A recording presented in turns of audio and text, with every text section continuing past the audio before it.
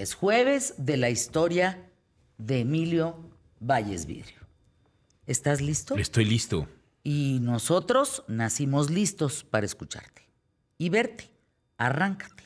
Qué historia, ¿eh? ¿Qué historia? Sí, hablábamos hace unos días de lo que eran estos niños sicarios y de cómo había sido transformada su vida por el crimen organizado y ellos mismos cómo se habían metido dentro de esta situación. Pero bueno, hay antecedentes que de alguna manera tenemos que empezar a tomar en consideración de un México dividido, un México en donde pues siempre ha sido un México lleno de contrastes.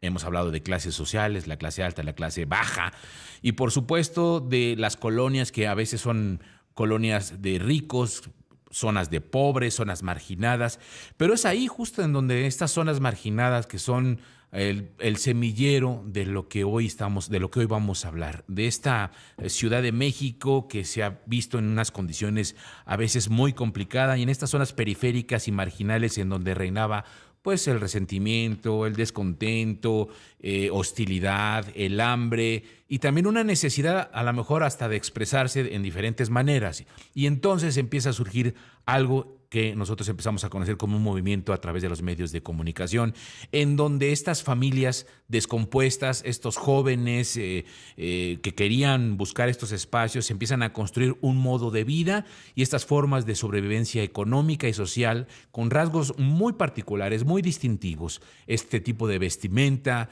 las chamarras negras de cuero, los pantalones rotos, playeras de grupos de rock descosidas, con cinturones con estoperoles, los famosos cabellos parados, lentes negros, el lenguaje, el consumo de drogas, de inhalantes, el resistol, porque pues en ese tiempo todavía estamos hablando de que el inhalante era el resistol 5000.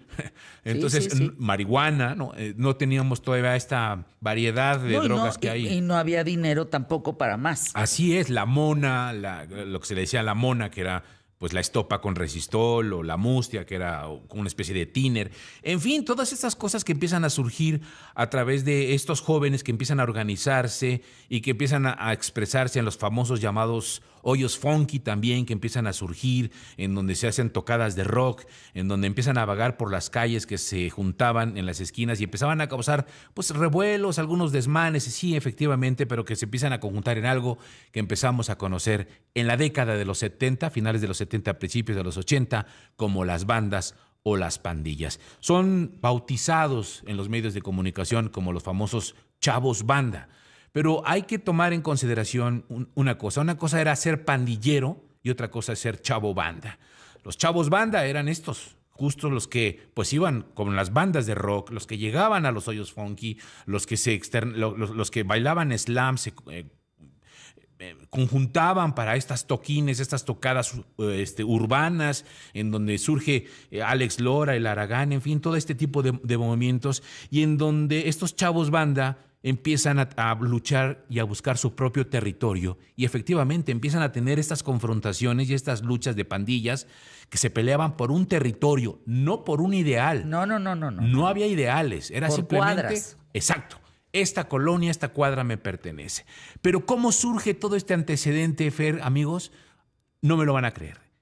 Esta situación surge a través de un film cinematográfico. ¿Se acuerdan de Rebelde sin causa de James Dean? Bueno, eso surge para los 60, para los 70. Pero para finales de los 70 y principios de los 80, en 1979, una película viene a cambiar toda esta visión de lo que es, digamos, esta conjunción, llamada Los Guerreros, de 1979. Vamos a escuchar a ver si se acuerdan.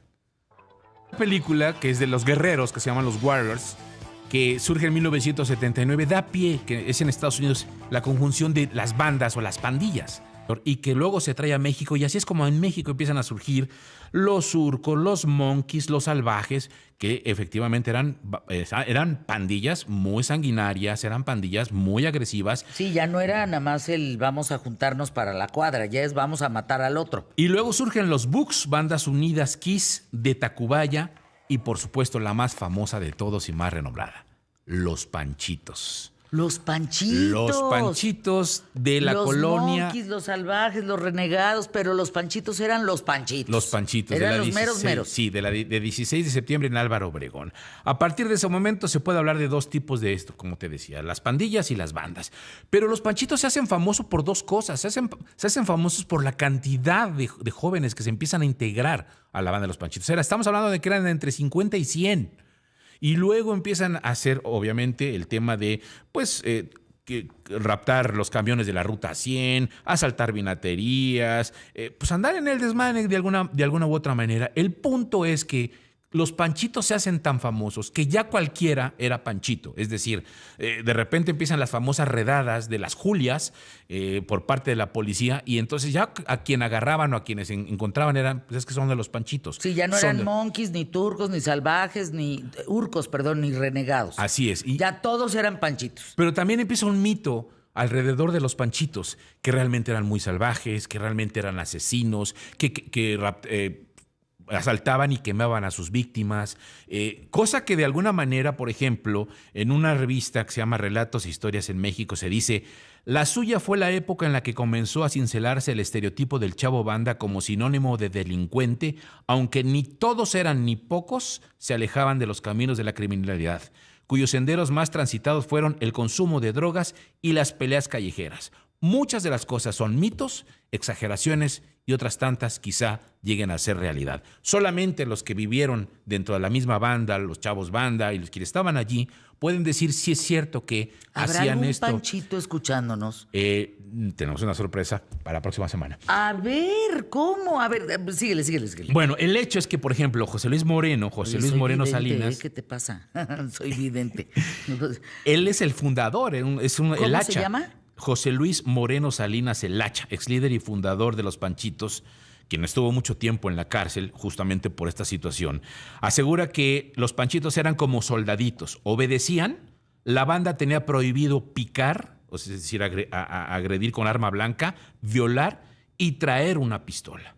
Y todo lo que pasaba alrededor de esta situación siempre se lo atribuían a los Panchitos. Dice, no éramos unas blancas palomas, es cierto. Éramos asaltantes, hacíamos cosas, robábamos, nos subíamos al metro, hacíamos desmanes, pero no matábamos. El problema es que en 1987 surge una película en el cine mexicano que los retrata como este tipo de banda sanguinaria. Y lo que él dice, claro, estaban los salvajes, los monkeys, ellos sí eran esta especie de banda que sí tenían este significado de asaltar, de robar. Y entonces, bueno, pues cualquier situación que surgía alrededor de la Ciudad de México, de cualquier banda, le atribuían a los Panchitos. Así que, pues, viene a ser el problema. Ahora, ¿por qué se llaman los Panchitos si el fundador es José Luis Moreno Salinas? Lo que dice el Hacha, lo que dice José Luis y cuenta es que los primeros fundadores, digamos, él estaba más chavillo, y dice, los primeros fundadores, los tres, se llamaban franciscos. Ándale, los Entonces, Panchitos. que se encontraban y decían, ¿qué huele Panchito? ¿Qué huele Panchito? Entonces, que en algún momento decían, pues vamos a hacer los Panchitos. Y entonces, ya cuando se encontraban y se veían y se empezaban a unir, ¿qué huele Pancho? ¿Cómo estás, Pancho? Entonces, dice, ya adaptábamos el nombre de Pancho automáticamente. En el momento que entrabas a la banda, ya eras Pancho. Ya no eras otro, ya no te llamaban ni Jacinto, ni Emilio, Luis, ni Emilio, ni Fernanda. No había mujeres, ¿eh? No había mujeres, eran todos. Es importante, no había mujeres, eran puros hombres. Y entonces adaptan. Una banda, o sea, tú no querías ver que los Panchitos se te dejaran venir, ¿eh? Sí, exacto. No querías ese. Mal llamados los Panchitos de Santa Fe, porque,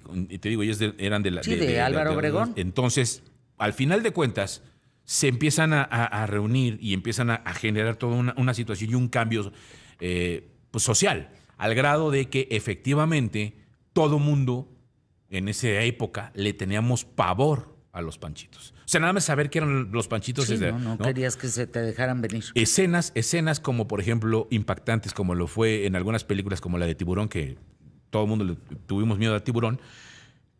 Hay una escena en la película de los Panchitos en donde... ¿En la banda de los Panchitos? ¿La de Arturo Velasco? Uh-huh. Hay una escena... de los 80. Ajá. Hay una escena en donde está un tragafuego y uno de los automovilistas no le quiere dar dinero. Y entonces le dice, nona, y entonces acerca el tragafuegos y de repente le avienta el fogonazo a la cara y lo quema. Y entonces, y empiezan a bailar los Panchitos. Esa era la imagen que se tenían en este México 70-80. Y entonces, bueno, insisto. ¿No eran de repente una especie como de Robin Hood ayudando a otros? Pues se ayudaban en su propia colonia, o sea, eran de alguna manera lo que decían, entre nosotros pues nos dábamos de comer, entre nosotros nos alivianábamos, entre nosotros era como esta especie de intercambio de pues al que está mal, pues lo jalamos, lo apoyamos, pero en eso, es decir, en su territorio, porque ¿Por finalmente qué desaparecen, Emilio? Desaparecen porque hay una redada, empiezan a proliferar las Julias, como se llamaban. Entonces llegaban las Julias y te veían mal vestido o pensaban que eras un panchito, te subían y boom, te ponían una golpiza y luego ya te botaban.